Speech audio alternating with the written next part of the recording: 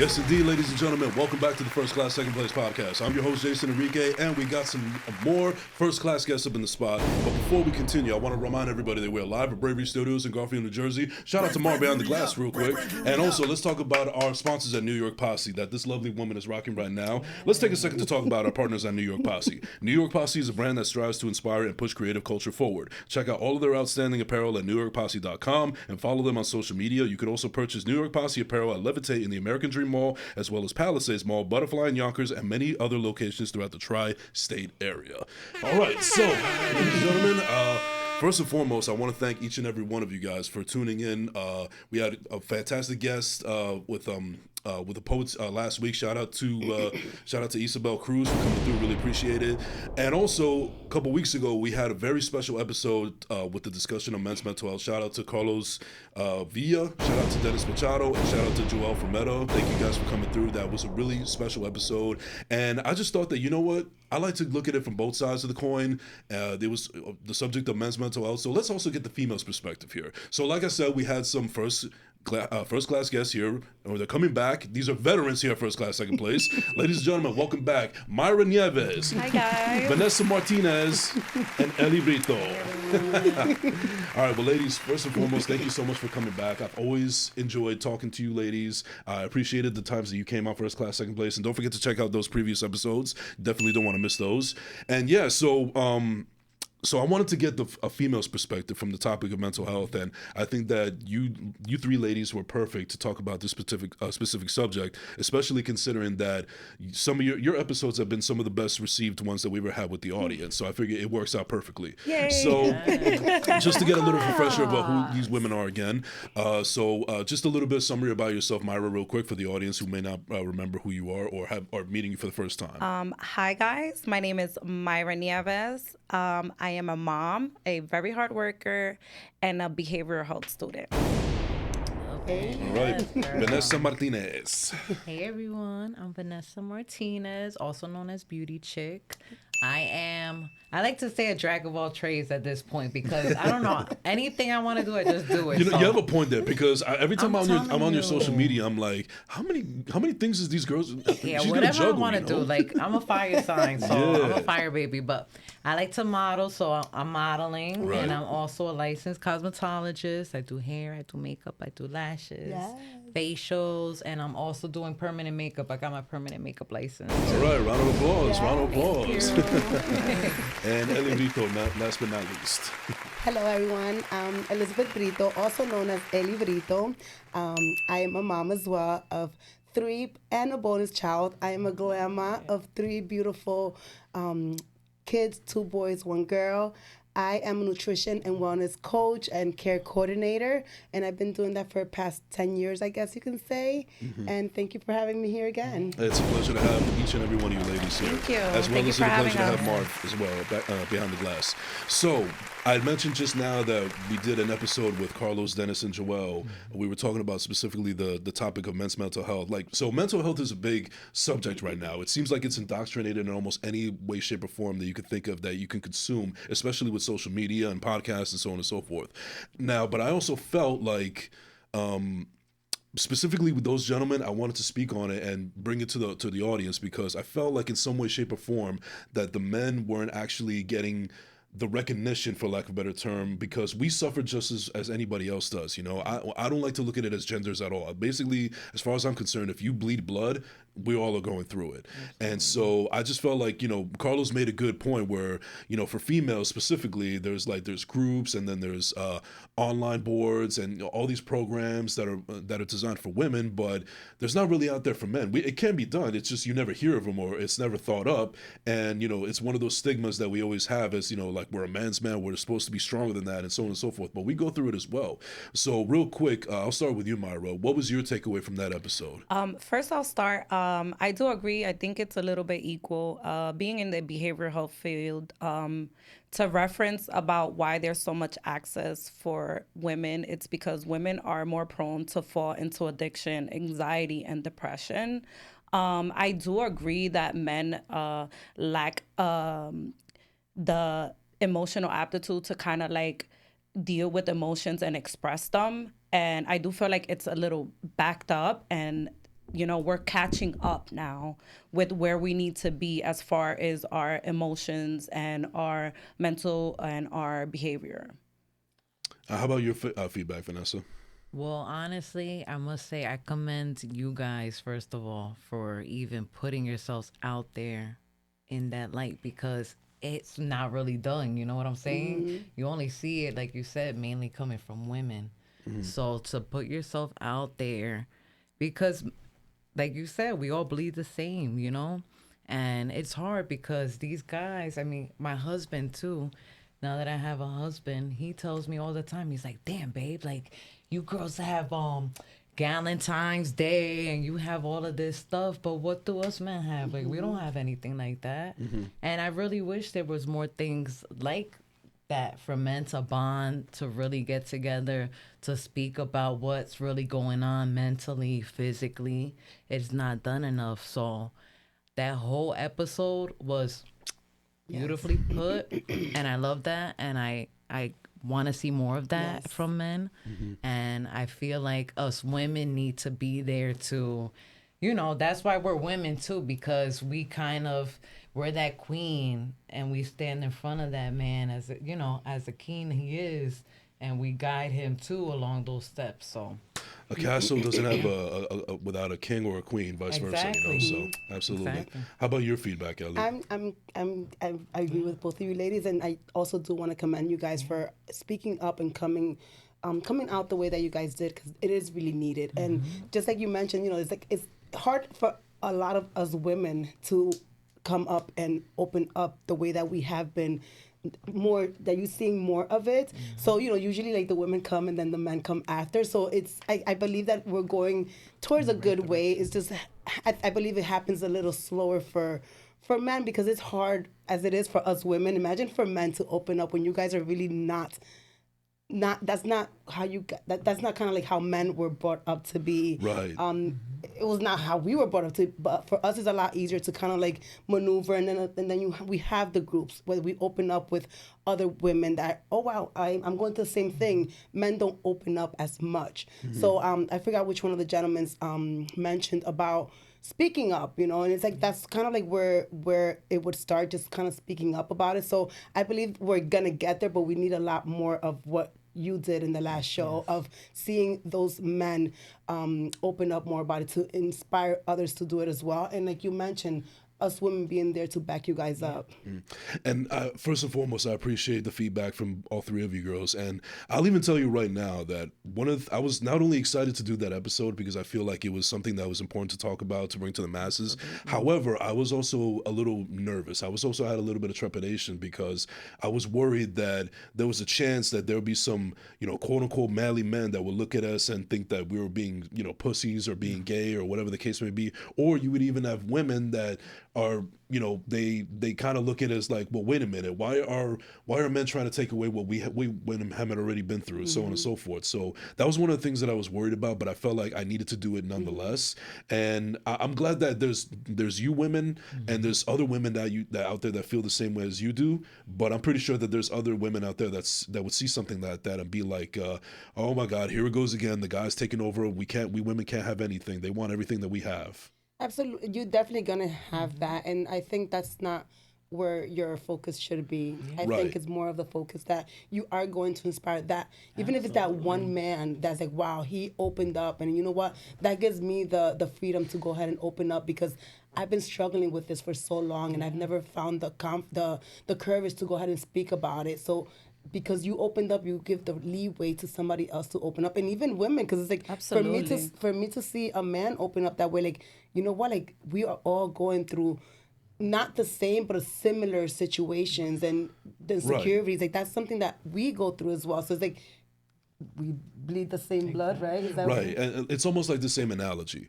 If I'm drowning in 6 feet of water, you're drowning in 4 feet of water. Guess what? We're still drowning. We're still drowning. Yes. I feel like it's become so culturally normal for us to not support each other and not be there for each other. Like, if you're at a 20 and I'm at an 80, like, why am I complaining?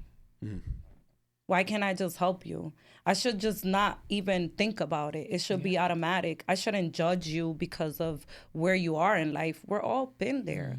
Right. You know what I mean? We all share the same experience. We all have the same struggles. It's just at different times. You know what I mean? And we feel the same. Like, it's not different. And your struggles and your traumas don't, my traumas are not more or less than yours, because those are my struggles.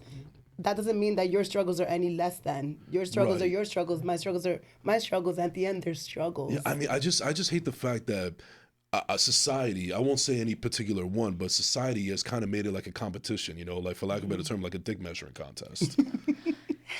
I do appreciate how this is becoming the new culture. And I do believe that us four, especially that are in this room, taking the time out to talk about these things, have to uplift those that do not open up, that are afraid to talk about things. I mean, you've mentioned on the last show, like, yeah, the stigma with going to therapy. If that's needed, I'm gonna try to encourage that. I mean, yeah, I can't do it for you, but I can advise you and encourage you, you know, to pull the strengths within yourself and share my personal experiences so that you can see that it's similar at the end of the day, and it's fruitful. Like, it's gonna help everybody. Yes. You know what I mean? And I'm in a relationship as well, and you know, I'm not perfect, and we all have our struggles, but it's our job to point things out in order to grow from those things and move forward. I mean, and I think that that's all about. It's just about supporting each other and accountability and accepting it and just growing from it. Right. Now, all three of you women are married. Well, actually, I guess you can say you're in a common law marriage because you've been long enough with this person to be married. Yes. You women as well are married as well, legally, so on and so forth. So with your significant others, what are the struggles that you see them go through, and how do you do your best job to make sure that they're the kings that they are, and vice versa? Yeah. Well, listen to this. I will tell you this. As we speak right now, I'm trying not to get sentimental, but as we speak right now, like, my husband's going through a lot. Mentally, physically, you know. He's going through a lot. It's been tough for him, you know, trying to find his path, his career, what he wants to do, you know. It's been a struggle for him, and on top of that, his mother is not doing well. She actually had surgery today. She has epilepsy. You know, it's just been him, and his brother, like, since forever. And now to see his queen and his, you know, that's his rider, and she's not doing well, that breaks my heart, you know, to see my husband. And I'm like, geez, like, he's not even here, you know, like, mentally I could see he's checked out, you know. But all I can do is be strong enough, right? So that he can be the man he is and be strong for himself and those around him, right? Be strong for his mother. But it's been rough. It's been so rough. Now, by any chance, does that stigma has that stigma applied to him, where, like, obviously he's going through it, but he's trying to put up this facade where, Absolutely. like, he has this. All right, see, that's what I'm you talking would know. about. Yeah, that's what I'm saying. Like, you wouldn't know. Like, you looked at him, you would think he was having a great day. He was chilling, and he says it. He's like, babe. The other day he said it. He's like, babe, you know, you only catch me crying, like, either here while I'm here alone, or if I'm with you. And that's because I'm his safe place, right? I'm his comfort. And I let him know that too, because that's hard ass stigma that you guys have, like, that y'all can't express your feelings and show your emotions. I tell them all the time, you want to cry, baby, cry. Let it out. Because if you don't let it out in that way, you know what I mean? Bottling that in, holding that in, you can let it out in a more aggressive way, say, and it'll be a worse situation, you know? But we're taking it as it comes, and, you know, I'm going to be there for him. I'm doing all I can, you know? I'm being his strength. I'm trying to be guidance for him. You know, I'm trying to be his support and his motivation, you know, and that's all he needs, and that's all I can do. Right. And not only are you proud to go through that, but let's also be real, you're a human. So it's having an effect on you as well. Yeah. Well, think about it. It is, but then again, that's why I'm so happy to be here too, because mental health is such a freaking like strong point in my heart, because I've been through a lot growing up throughout the years. And I will tell you this, like you said, that 80-20, right? Right. You want to make sure that your cup is, you know, full, and you'll be able to pour into others, right? But make sure it's consistently full. So yeah, you can help others, you know, be there for them, but you got to make sure mentally and physically that you're good. Yeah. Now I'm interested in hearing your part, Ellie, because if you don't mind me saying, your husband is a cop. He's a police officer, so they have one of the toughest jobs out there, and that's a job that, as commendable it is, there's a lot that goes through it physically and mentally, and that's also like a very superior macho job where like you're supposed to have a hard exterior, especially when you're on the clock. So I guess, like, you know, I've never met your husband, but I've seen him on social media a couple of times living his best life with you and so on and so forth. But again, we're all human. So I don't know if his job has ever seeped into, you know, coming at home where he's dealt with his own problems because of what he has to see on a daily basis because of his job. But like, how do you make sure that, you know, you keep him not in this place, but also making sure that he is just as important as anybody else is, and as how much important he is to you and everybody else in the family. So it's pretty much like being his peace and understanding that he is not like he's not who I am. We're two completely different people, and one of the things that I've struggled with our relationship throughout the years is communicating his feelings and his emotions, right? Because men do tend to hold things in, and yes, have this facade that they're just tough and macho, and they kind of like, you know, and he would say things in a way that, and like, it's like kind of like not brutal, but kind of like just like he's like no filter, kind of can't describe the word that I'm trying to think of, but it's just kind of like understanding that he doesn't communicate the way that I do, but I understand also that he does go through things, but I have to understand that he's not gonna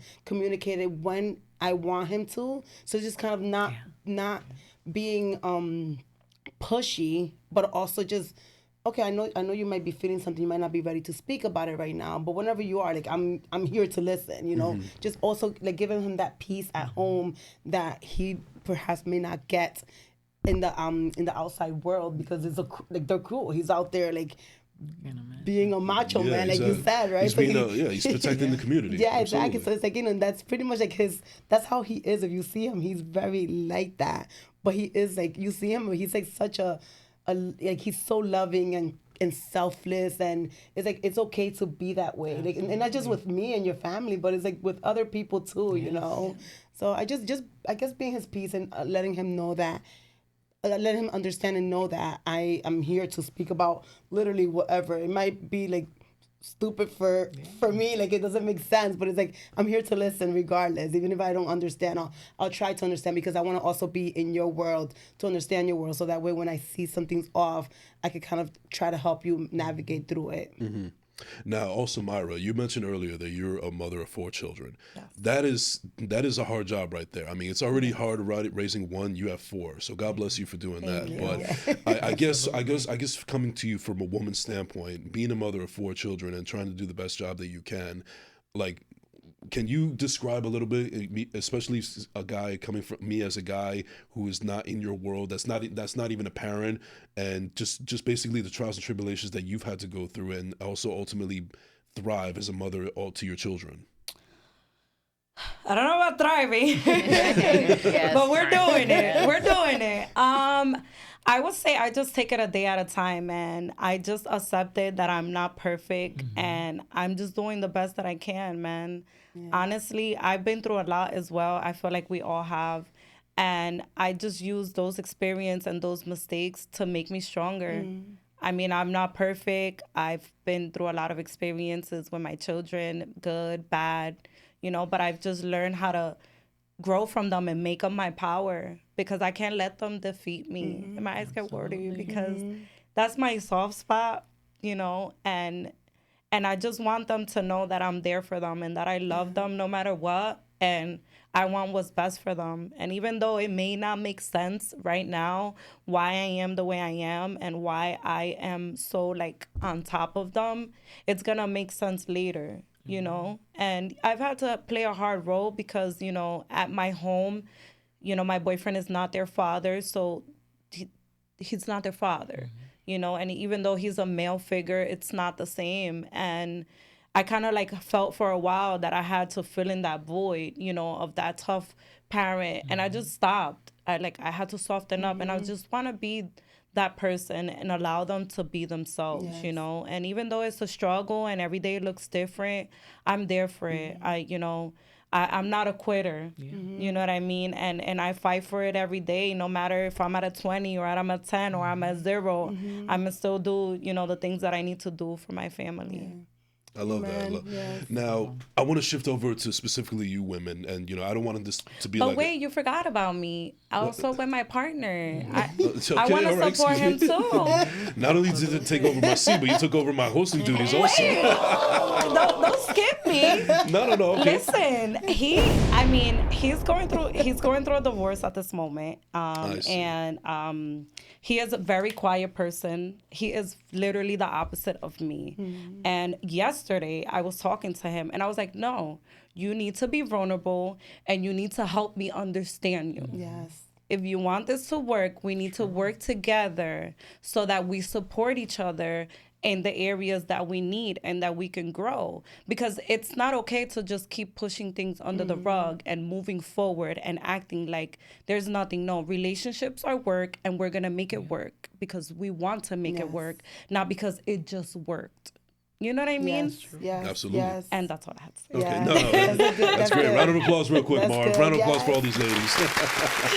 All right, so now I don't want this episode to just be about, we already did a men's episode, so let's focus on the ladies a little bit. And another reason why I think that you women are perfect to talk about, and we've talked about this on my show before. So, there comes the fact that you're a mother of 4. So, there could be the outside world and society that's so shitty that they could judge a woman just by having that many kids. You grew up as a person that had obesity issues growing up, and then you've done an amazing job, but mentally there's also could be a sense of body dysmorphia. And you became a mother at a very early age, at a teenage age, whereas it's not very uncommon. So there could be a lot of like judgment and daggering eyes thrown your way. But what I admire about whatever you girls have gone through has been a sight to see. Like, I love to see how you women have been able to thrive despite all the trials and tribulations and all the judgments that may have been thrown towards your way. But for the audience out there, for men and women both, I mean, if you could share a little bit about your experiences and what you have gone through, and any kind of advice that you would share to people that may be going through something right now as we speak. I guess I can start with you, Mayra. So I have come from a very dark place. I was like a 13-year-old runaway, and I kind of like never let no one tell me what to do. I always like wandered and did what I wanted and did what I thought was best at that time. And then I had children at 20, and that kind of like changed because I could no longer like live for me. And I kind of like the advice that I will give people is to always educate yourself into whatever you're doing and not guess that you know. Like, don't guess. Like, do your research, do your homework, and don't stop working. I mean, we spoke about this earlier. Life is work, and working and having the fruit and watching the fruits of your labor makes you happy, because it makes me happy. I'm just speaking from experience. And when you watch like your babies grow or your business grow or even like your self-esteem or your mental health, and you see the improvements, even if it's like a thin hair, it's improvement. And that's my advice. Just keep pushing. Even if you had a bad day, that doesn't dictate. Even if you had a bad moment, that doesn't dictate who you are or who you're gonna be. You could be whoever you want, and just push for it. Yes. Can you, by any chance, can you give an example of something that you've experienced that somebody that's watching or listening right now may have experienced as well, as far as like, because I know that you had history of drug abuse in your earlier years. Absolutely. So I had issues with substance abuse and anger issues as well. I have continuously worked to kind of like eliminate that. Like, I didn't want to be that. I just knew that it was killing me. It was making me sick. And even if I, like, in the beginning, I used to get high and go to church. Like, what am I going to do? I want to change, but I can't change if I'm in the same people, places, and things. Like, I have to continue to learn new experiences to be able to move forward. And look at me now. I'm a behavioral health student. I did drug addiction for about 3 years. And counseling, drug addiction counseling with other people, not with myself. And just kind of like to put it out there, just to help and give a hand, and because I've been there, you know? And honestly, it's all about just doing the work and doing what makes you happy at the end of the day, and strengthening yourself and using your gifts to make yourself feel good and other people. You know what I mean? Very Like, good.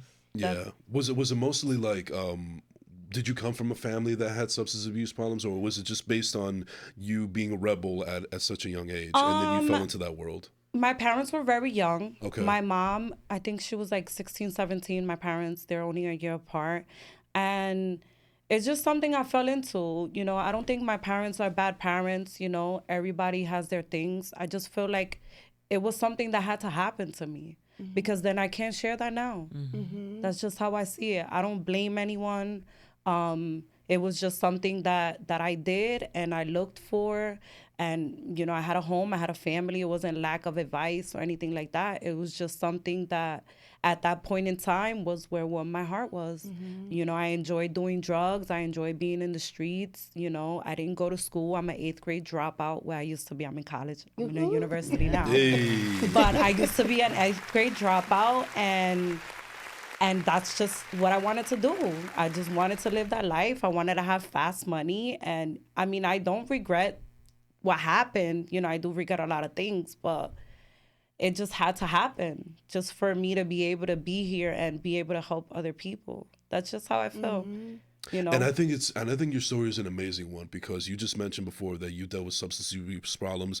You came from a community that was not very, you know, safe. It was, you know, you were in the hood basically. Yes. And you know, you're now in college, and you want to actually do something with your life to help not only yourself but others. You know, you told me that you're going to school now because you want to be a therapist. So this is actually very passionate for you, and I think it's really admirable to see, especially coming from a person of your caliber, from what you've been through and what you've gone through, and being able to come out on top. And, you know, regardless of what you think, I think it's thriving in itself. You know, you got to celebrate those small victories, you know? Yeah, so- You got that's giving yourself credit, and you're going to build on that and ultimately get to where you need to go. Whereas I don't know many people that have been in your position who would have snapped out of it or gone the route that you did. You know, they would have continued on that route, or, you know, God forbid I say, not even be with us anymore. They would still stuck in their ways. I and think about that wasn't you. all the time. I think about that all the time. Bro, I could be dead. I could be in jail. I could have AIDS. Who knows? You know what I mean? Like, I have 4 beautiful children. I have a family. I have a job.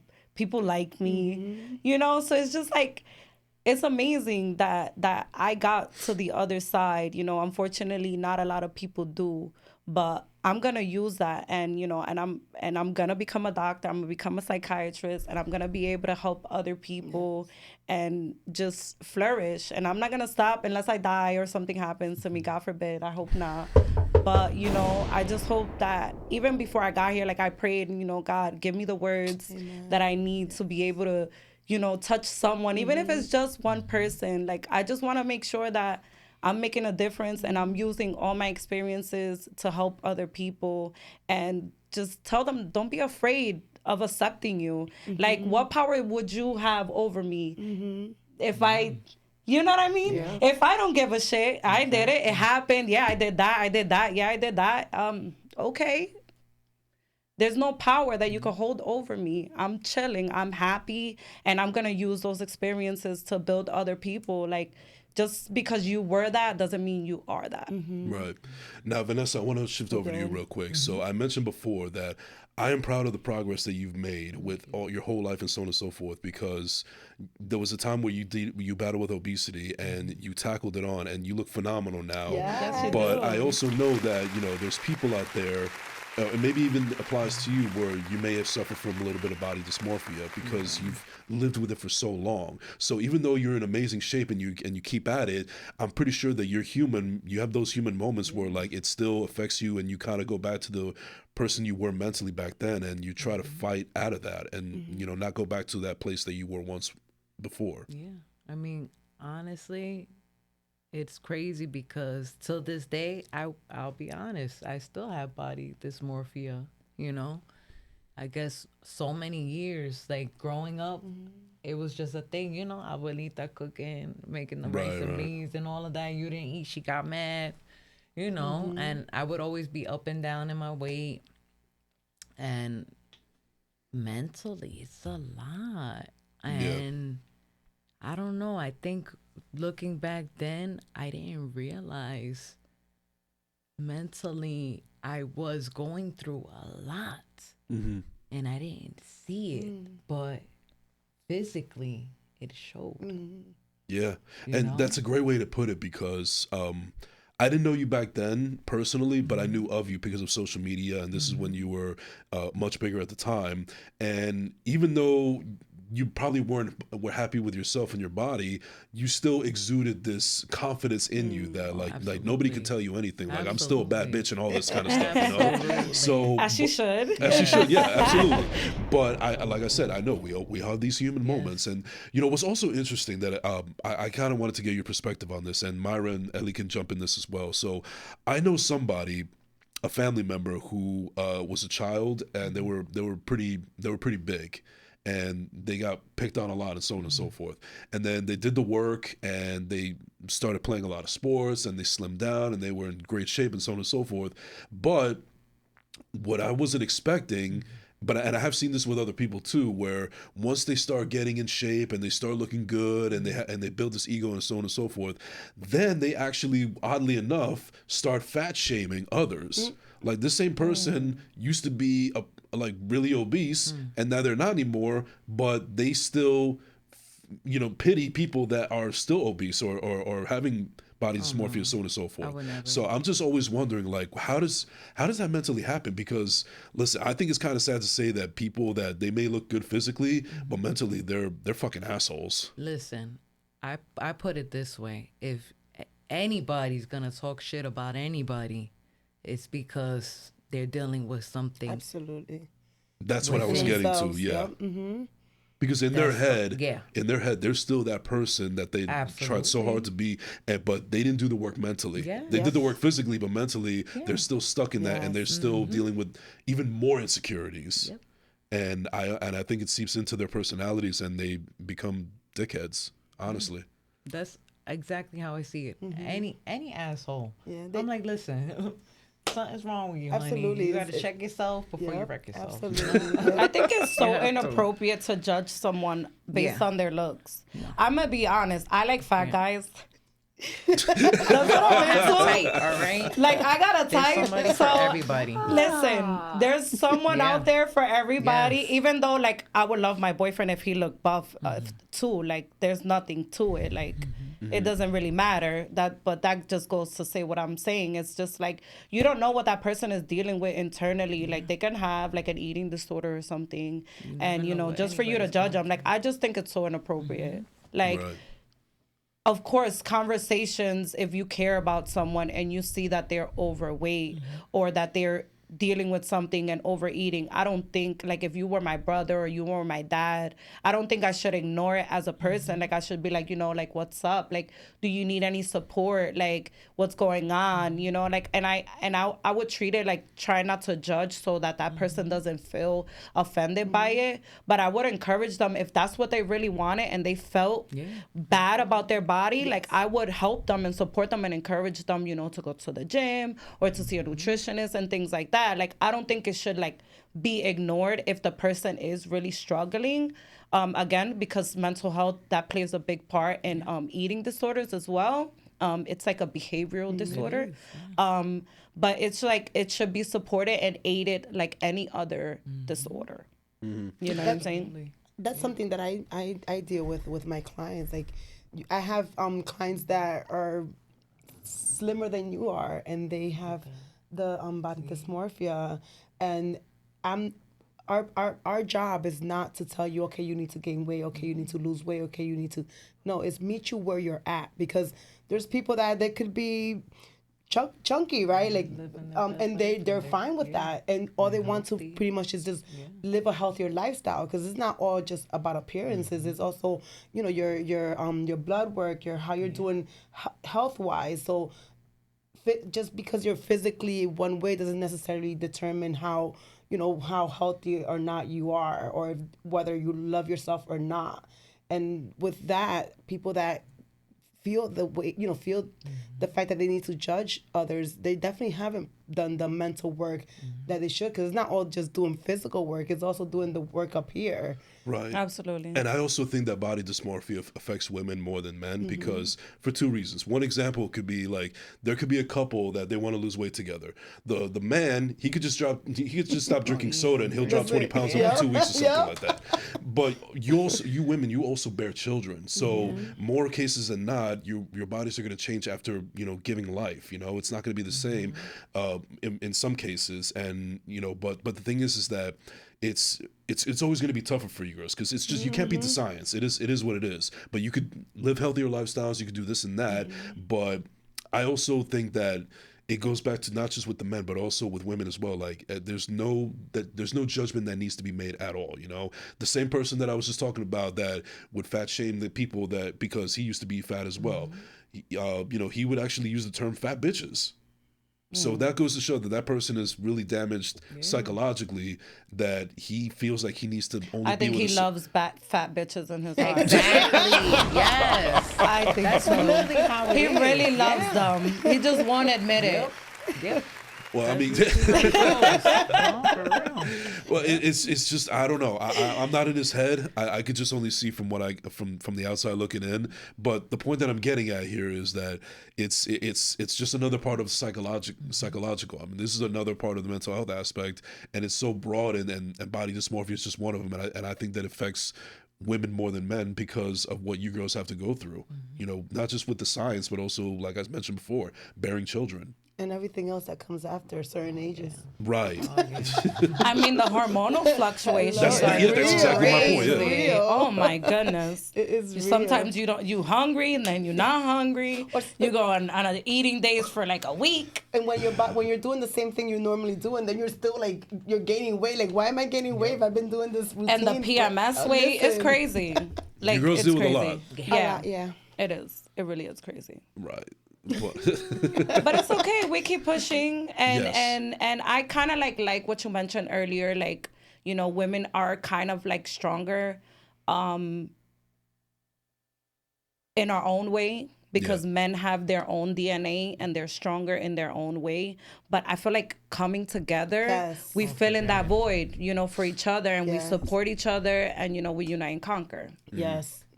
Now, another thing that I also wanted to bring up, because it might be a little controversial, but I just think it bears, you know, talking about.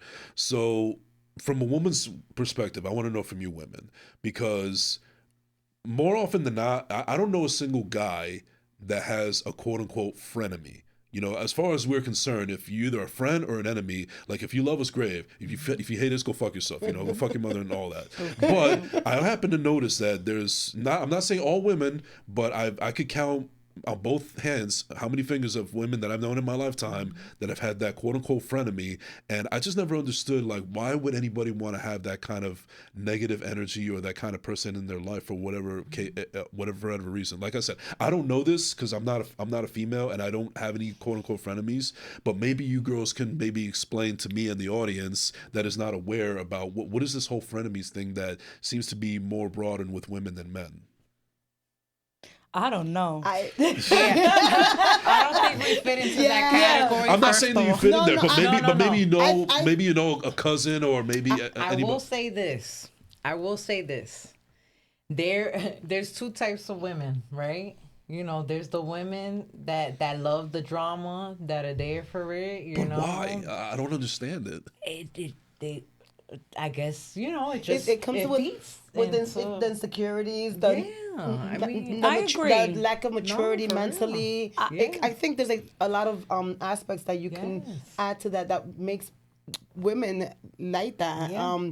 Because I mean, you have to be in a not a dark place, but like in a low place in your life for you to entertain that negativity and that drama and Yes. just having those surroundings around you when you know they're like draining your energy one way or another. So there is a lot of I've heard it. Personally, I can't deal with it. You know what I think it is?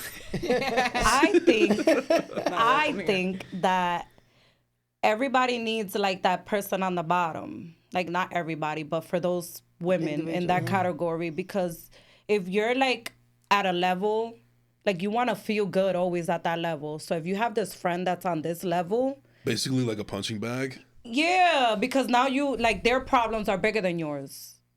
So you feel better about yourself. But how healthy is that really? I don't think it's healthy It's at not healthy all. at all. But if from But the there's outside people who looking in, choose that honestly, I don't know what they've toxic, like- experienced. But from the outside looking in, maybe it is that way. I don't know. Or maybe they just like drama or like arguing.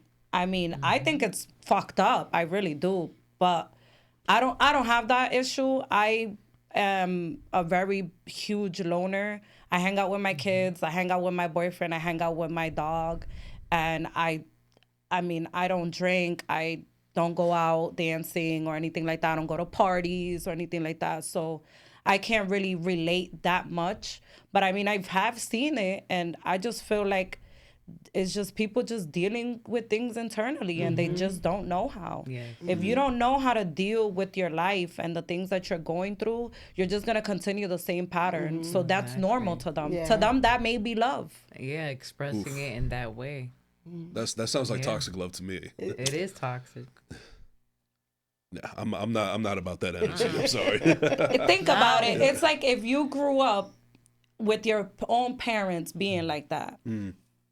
So- that Yeah, every that's time all you you went for stigmas. them, they smack you in your face. So You stigmas. know? Yeah. You understand? So for them, probably grew that's up how like they, that. in their response system, you know, in their body, that's how they identify love. So maybe to them, they feel that that's love. Well, we argue, but they love me. Yeah. I hear what you're saying. I don't know if I necessarily agree with it, but you do bring up some points. But so this is not even from a gender standpoint. This is just from a human being standpoint and a family standpoint. And I've gotten some flack from this before. Maybe you ladies will agree with me, maybe not. But I don't necessarily follow that whole thing where just because they're related to me that I have to love them and regardlessly, like I have to treat them and I have to respect them, so on and so forth. I feel like the family members are usually the ones that are worse for you than some of the people in the outside world, because they're blood related to us, we're kind of stuck to them, and since I've been that kind of person in the family that is like shed away from everybody else, a lot of family members, because they just weren't good for me mentally, now I'm being judged as the asshole. I'm the person that's like being You're the disconnected black from the sheep of the family. family. And, you know, I've always, and listen, I've mentioned plenty of times, I consider myself the black sheep of the family because I got evidence to back it up. But, you know, it just that judgment is just going to keep on expanding on that and keeping me in that same label. But I think what they fail to realize is that I'm doing this for myself, and because nobody else is going to do it for me. Bingo. And this is just from me coming. I mean, this is not a male or a female thing. This is just a personal thing. And I actually don't mind anybody that says that they need to get out of whatever toxicity that they are, whether it's in family, friendship, workplace, Yes. whatever the case may be, because life is too fucking short. Yep. I mean, you guys touched this, the guy in the last, the men episode, you Right, guys right. touched on this topic. And I agree with you. I don't believe that family, you know, just because you're family, I should, you know, take in your judgments or how you react. However, I do feel like there should be some sort of respect Absolutely. going on in between them, Yes. because at the bottom line, you may have to encounter them at some point or another, and that should never be broken. You know what I'm saying? And even if it is, like, I'm not gonna shit on my own family, because then what would that make me? Just like them. I'm not like that. So, you know, I love you from afar. I respect you from Yes. afar. And you're going to see me shine from here, and I'm going to see you shine from over there. Hopefully. I love you. God bless you. But we just can't be chilling together yes. and gathering together. Like, we're not going to pretend. Yes, Why? is- Because I don't feel they've done the work. There you go. That's it. I do the work. You judge me. But then I go and judge you. Like, no, I'm doing the work. You stay on your side. I'll stay on Yes. mine. And I love you from afar. I deal that's with I've had this conversation with I have a 27-year-old, my oldest, and you know he's older now. You know he has his own family, and the family dynamic has changed over the years, because now you know the kids that were his age, the family members that were his age, they're older as well. They're building their lifestyle. They have their own ways that might have changed, and I've had conversation with him, like, you know, it's okay because people do change, and just because that's you know, that's a family member doesn't necessarily mean that you still have to have the same relationship you had growing up, and especially if it's affecting either of you guys in certain ways. And like you said, you respect them, you love them, but you treat it for what it is, and keep your distance. You don't have to mingle and be like best friends. No, if we're in a gathering, be cordial, respectful. They could be in one corner, you're in another corner, and that's it. Like, you do your own thing. So it's it's in that. And you do lose people, especially as you grow, and even as you grow mentally and spiritually. Like when the more you grow, you're gonna there's people that you thought were gonna be with you like all your life, and you start losing them, and a lot of them are your family members, and it's hard because it's like you grieve, you grieve these relationships that you once had, but if it's not the same, if it's not the same, or it's not what it should be because of where you are, then it's like we got to keep a distance. I love you from a distance, but I respect you. I'm praying for you. I hope everything goes well for you, but I just can't have you right here in my space. Like, Because we it need to- affects you Absolutely. emotionally. Absolutely. We're vulnerable to those people because we love them. You know, even though they're not in our life, we love them. Yeah, of course. And it's one of the guys said this. It's so much easier to say that I don't care than to say that you care. Yeah. Yeah, it's true. And That I is to say care, that. and I care about you, and Yes. I care about me. So instead of breaking the relationship even more, let's just leave it for what it is, and hopefully one day we can grow and come together if it happens. And when you say you don't care, but because you really do, that creates more pain for you personally than it does anything else. Like, it's just admitting that, you know what, I do care for this person, I love this person, but realistically we just can't vibe, then saying I don't care, like, acting like you don't care and all, putting this facade, like, you're hurting No, yourself. you grieve, and I love that Absolutely, word. you That grieve. that Oh, that yeah. word is powerful because they're no longer with you, and it hurts because Yeah. you feel like they died, like almost like, and you cry. Like, sometimes I cry because I love my family so much, and it's just like I wish it were different, but I just accept it and just try to be strong and just be a better person. That's it. Now, one of the things that we talked about on the previous episode with the men is we expanded and we touched on the stigmas that men have to go through. Are there any stigmas of women that maybe are not, that I'm not aware of, or other men are not aware of, or should actually be out there, put more and not swept it so much under the rug, that you ladies would like to share with us, that so kind of put it out there for everybody else to notice? I do. Yes. Go ahead, girl. Listen, we work really hard, and we are always expected to be so strong, but sometimes we just can't be that strong. And like 80-20, I feel like those people that are around you should notice or listen to when you tell them, like, hey, I am tired, or hey, I need that. Because we're always expected to be strong, to be the moms, to be the grandmas, to be the doctors, the best friend, the daughter, the here. Yeah, we got it. Like you said, I'm strong. I'm strong. I'm strong. it's okay. Like, I want to share that with y'all. It's okay to sometimes share that vulnerability the same way that men want to feel vulnerable. It should be okay for us to be vulnerable as well, you know, and kind of like be soft. Like, I had to tell my partner the other day, like, I have to go out the world and be strong. I don't want to be strong here. Yeah. I want to be vulnerable. I want to be weak. I want to show you my weaknesses. You know what I'm saying? And I think that from both sides, men and women, is where we need to like hit it.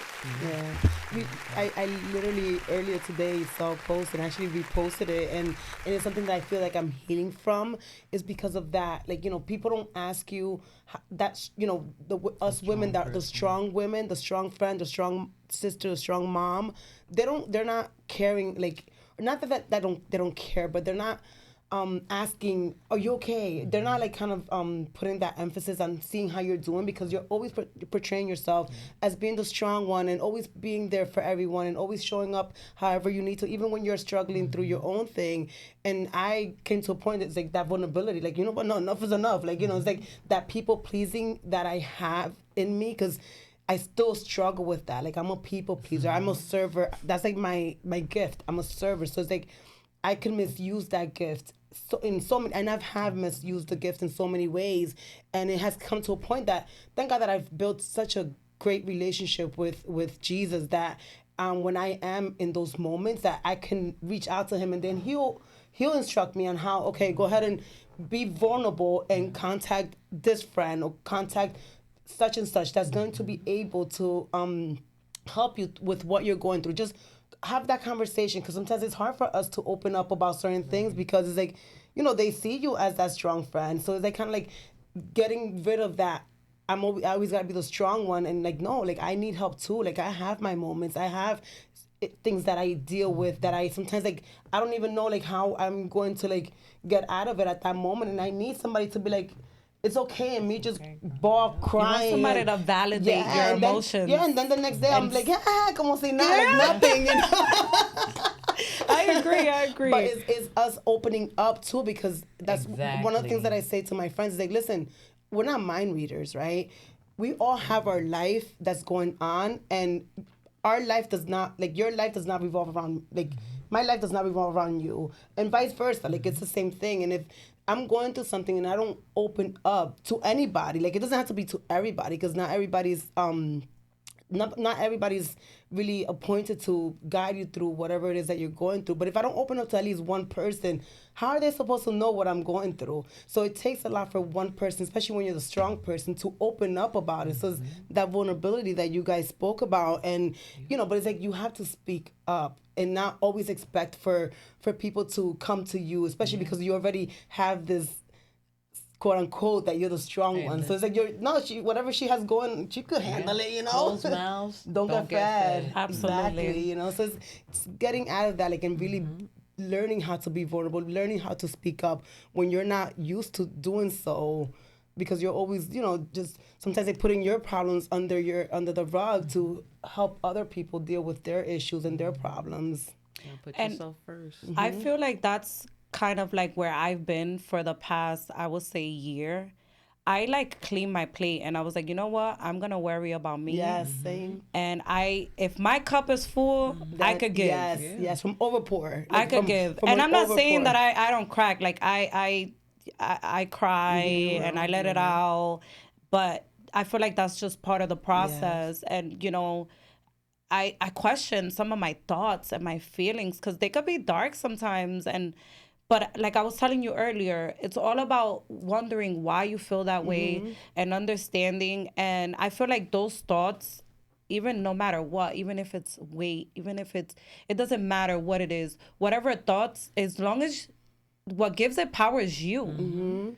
Like, they're there. Like, we get thousands of thoughts a day in our mind. But if we don't validate those and don't give them power, like, it shouldn't have any power over us. You know what I'm saying? And I just think that just what helps, you know, just to transition, just to work on what you need to, and not give too much to other people, even though that's our nature and it makes us happy, because I can relate, because I'm a huge giver as well. But it's just like sometimes we gotta know when to, like, Be like, no, Yeah, sorry. like you're Enough's enough, overstepping. yeah. Yeah, and I think that we also all women do it. Oh yeah. Now, how do you? This will be the final question. How do you women feel about the fact that sometimes there could be friction in friendships or families or workplaces, and it seems it could be unfair where the woman is only siding with the woman simply because she has the same chromosomes as she does, no matter how wrong they could be. Mayra, you kind of give a face like you have something to say. Wrong is wrong. Yeah, Women, absolutely. men, children, elderly. Because let's be honest here, there's some women out there. Not trying to throw anybody under the bus, but there's some women out there that they will ultimately side with a woman because of what you females have gone through your whole lives, and you're gonna resonate with each other, one another. But that doesn't always mean that it's their actions are justified. And it could put basically men on Front Street. I know I've been through it. I know that there's guys that have been through it as well, and I just don't think that it's. I understand the concept, but it's not always justified as far as I'm concerned. But it's not fair. It's men. I mean, what's wrong is wrong. So it's not. We can't take stand. Oh, because she's a woman and she could be so wrong. I'm gonna side with her because she's a woman. Like, I feel that's very wrong. Like, I would never. I wouldn't see myself judging it based on sex. Right. Well, because the thing is, I think that also kind of creates a little bit of toxicity because, listen, at the end of the day, I'm a person that when I talk about equality, I'm talking about everybody under God's green earth. That's the way I look at it. It doesn't matter if you have a penis, doesn't matter if you have a vagina, doesn't matter if you're transitioning, whatever the case may be. I just feel like there's too many people that kind of put too much emphasis on genders, with gender wars and this, that, and the third. And I'm just wondering if we're ever gonna get a place where we're gonna snap out of that. No, truthfully, like, I can't really take a stance on people unless I have full context. Yes. And I feel like that's kind of like unrealistic when you're dealing with another person, unless like you've lived the situation together with them. And even then, like, who am I to like have that type of opinion and other people's issues? You know what I mean? And I feel like even with like world issues and things like that, like, I don't state my opinion because honestly, truthfully, I don't really know. I ain't do the homework for me to sit there and have an opinion about something that I'm not educated on all the way. And I'm sorry, but I knew there's a lot of things where what's fair is fair and what's not is not. But just because either you're a woman or a man doesn't mean that I'm gonna side with you. But you can agree with me that it is out there, unfortunately. I agree. Yeah, there is. It is. I agree. Not saying that it's right, but it's a fact. It is out there. I agree, and I feel And like the same thing could be like with men siding with men, because that's what we do. It's still toxic all the way around as far as I'm concerned. I mean, I just feel like people do that just to have something to say. Yep. Like, you just want to be relevant. Everybody wants a voice. Yeah, like you want to be relevant in the situation. Like, Yep. And I'm with social media now. I mean, everybody's has a voice. So it's like social media could be great for so many things, which I love that people can voice their. You could voice what you feel and your opinion, but just because that's your opinion doesn't make it a fact and doesn't make it that Absolutely. that's what it's right. So it's like, okay, like, I respect your opinion, but that doesn't necessarily mean that you have to like try to feed it to me that I have to feel the same way as you and then be against me or have some type of confrontation because I don't think the same way that you do. Like, we could agree to disagree. We could respect each other's opinion and keep it moving. and I don't feel like we are obligated to either have an opinion either. Exactly, you're not. Because they're like, oh, why you don't care? Like, it's not that I don't care. It's just I'm in a different place. Exactly. Like, what does it matter? My opinion. Not like, everything has to what be is it gonna do? entertained. Like, what is my opinion gonna do? exactly. Feed your ego or their ego? Come on. Yeah. All right, now to close off this episode, I want to give you ladies a chance to get on your soapbox, and I'm pretty sure that there's going to be somebody out there, or maybe a number of people that are watching and listening to this right now, and they may be going through something. They're trying to get out of their way. They're trying to look at the positive side and so on and so forth. They're trying to do the work, but it just feels like they're painted into a corner, and they're holding the weight of the world on their shoulders and so on and so forth. So I'm going to start with you, Mayra. If you can look into the camera and speak to anybody that may be going through something right now, what advice would you give to that person that is listening, watching right now? The advice I would give them is that they're powerful and wonderful and they have a purpose. and that they're important to themselves and, to society. Like, I don't think that, anyone here is like without purpose. It's just, you just have to look within yourself and stop trying to look outside for happiness, because happiness comes from within. Oh, good. Good. Vanessa? Very good. That was beautiful. Thank you.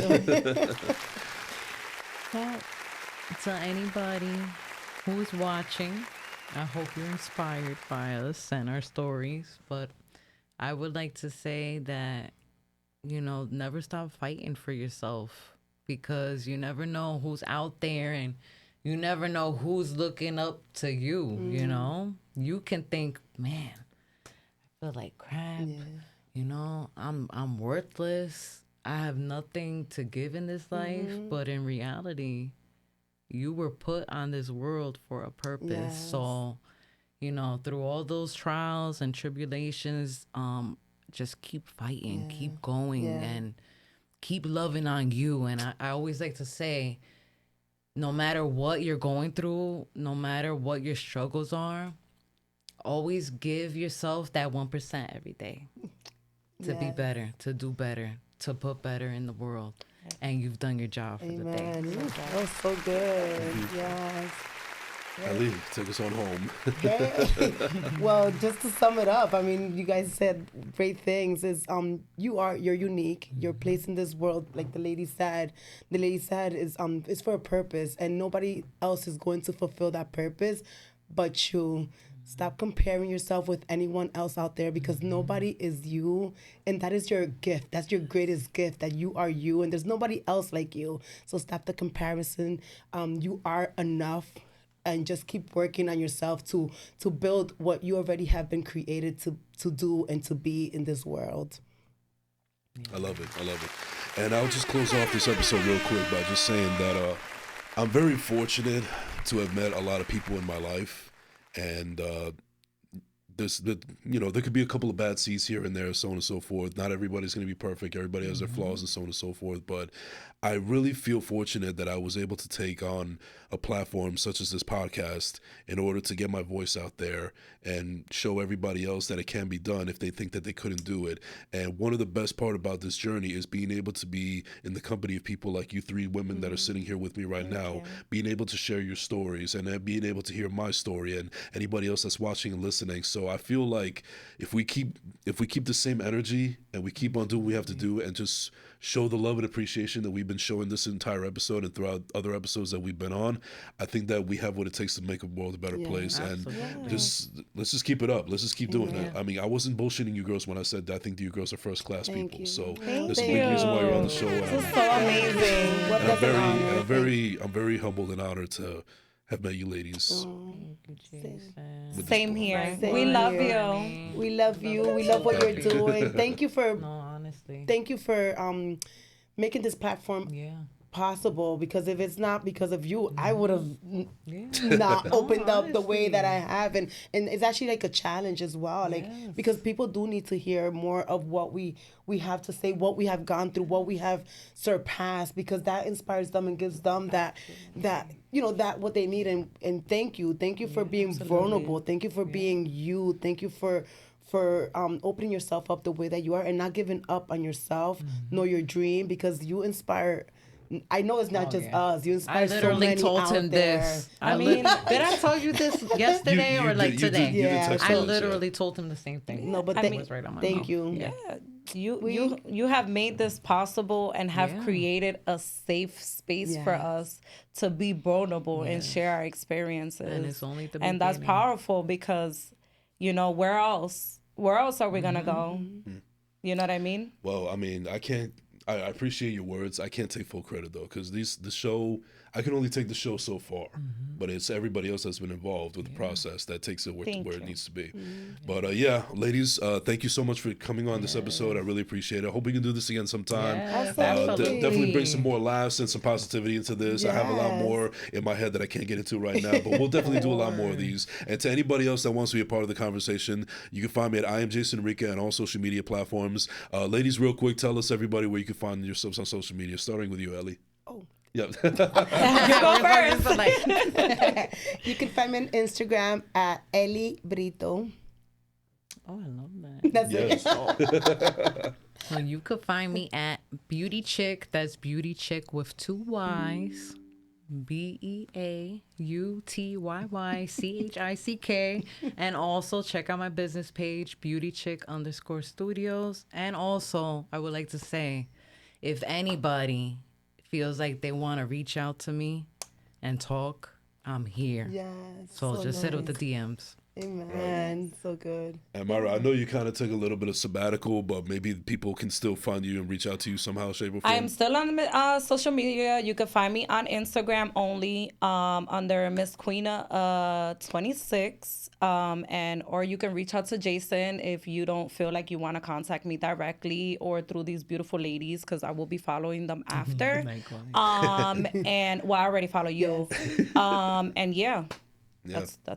All right, ladies, again, thank you so much for coming through. Really appreciate it. Jason. Thank you so much for tuning in on this episode. We really appreciate the audience for all the love and support. This has been the First Class, Second Place podcast. We out. That was great.